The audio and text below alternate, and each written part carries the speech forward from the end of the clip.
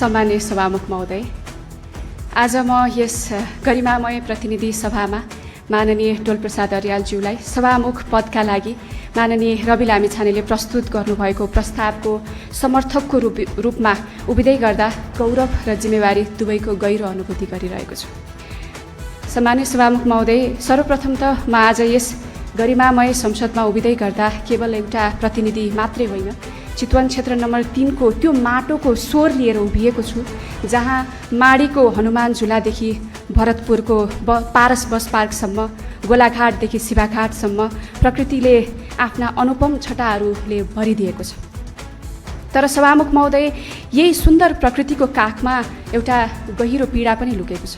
त्यो सौन्दर्यभित्र सङ्घर्ष छ, त्यो हरियालीभित्र अभाव पनि छ।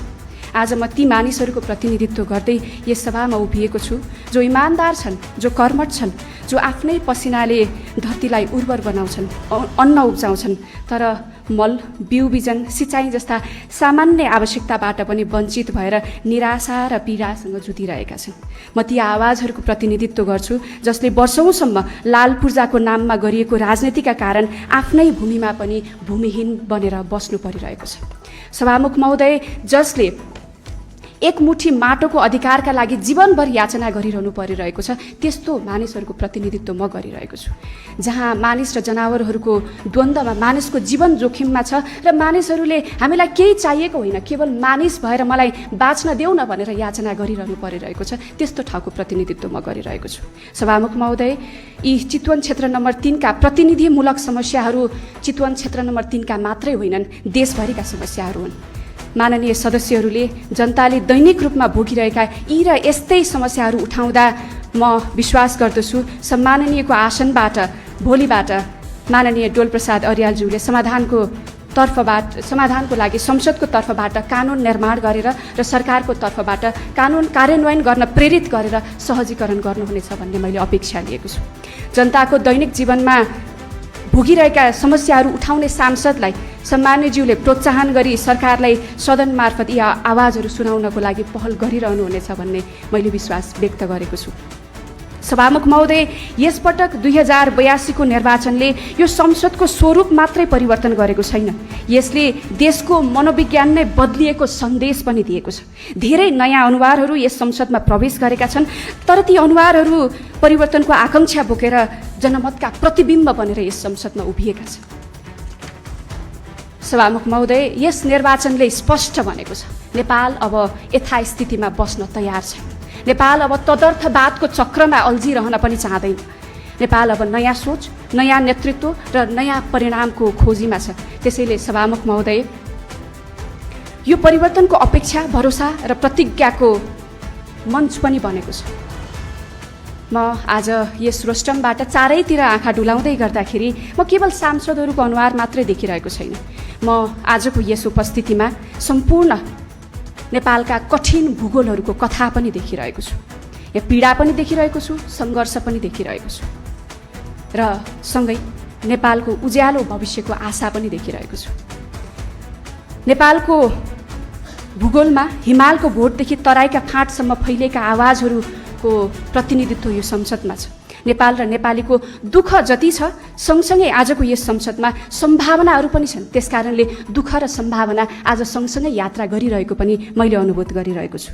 सभामुख महोदय, आज यस संसदमा उभिरहनुभएका हाम्रा मान्य सांसदज्यूहरू पदभन्दा पनि बढी प्रतिज्ञा लिएर आउनुभएको छ। त्यसै कारणले गर्दाखेरि सम्मान्य सभामुख महोदय, यसपटकको संसद पक्ष र विपक्षको सीमाभन्दा माथि उठ्नै पर्छ। यो संसद जनताको मुद्दामा केन्द्रित हुनैपर्छ, समाधान उन्मुख र स्पष्ट रूपमा परिणाममुखी बन्नै पर्छ। नयाँ ऊर्जासहित आएका सांसदहरू र दीर्घ संसदीय अनुभव बोकेका अग्रजहरूको पनि उपस्थिति छ, जसले मिलेर यस संसदलाई अझ परिपक्व बनाउनतिर लाग्नै पर्नेछ। तर हामीले बुझ्नै पर्छ कि लोकतन्त्र केवल भाषण र बहसले मात्र होइन, हाम्रो बहसहरूले ल्याउने परिणामले पनि अर्थपूर्ण छ कि छैन भन्ने कुराको सन्देश दिन्छ।